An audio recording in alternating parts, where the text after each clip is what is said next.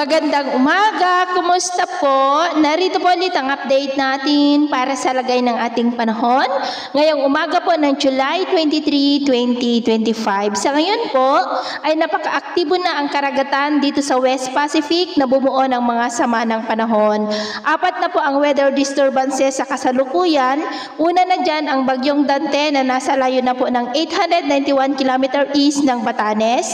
Nataglay ang lakas ng hangin na maabot na po sa 70 kilometers per hour na kumikilos pa northwestward sa bilis na 25 kilometers per hour. Posibleng bukas ng gabi hanggang Biyernes ng madaling araw ay makalabas na po yan sa ating area of responsibility. Ang LPA naman na nandito po sa loob ng ating area of responsibility sa may extreme northern Luzon ay tumaas na ang posibilidad na maging bagyo between 12 to 24 hours at tatawagin na po yan sa local name na bagyong Emong na posible po nakikilos pasubsob patungo dyan sa may West Philippine Sea na magdudulot kasabay ng habagat ng malalakas na mga pag-uulan sa kanluran ng ating bansa kasama na po ang Metro Manila. At kung maging bagyo na yan, anytime ay posible itaas ang signal number 1 sa ilang bahagi ng Ilocos Region, northern part ng Cordillera at Cagayan. Ang LPA naman na bago lamang na nabuo ay nasa layo ng 623 km east ng Aurora. Mababa ang tsansa nito na maging bagyo.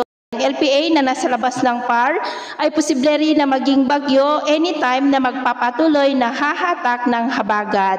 At sa lagay ng ating panahon ngayong umaga dahil sa potensyal na bagyong Emong ay muulap na ang kalangitan with isolated light to heavy rain sa malaking bahagi ng Ilocos Region, Cordillera, Cagayan, Batanes at Babuyan Islands. Dahil naman sa habagat ay cloudy skies with isolated rains ang Central Luzon, Metro Manila, Calabarzon, Bicol Region, Marinduque, Romblon, Coron, Mindoro Provinces, Panay Island, Negros, Ormoc at Northern Samar. At mamayang hapon, mas maraming lugar ulit ang makakaranas ng mas maulap na kalangitan with isolated light to heavy rain sa malaking bahagi ng Luzon, Visayas at ilang bahagi ng Mindanao.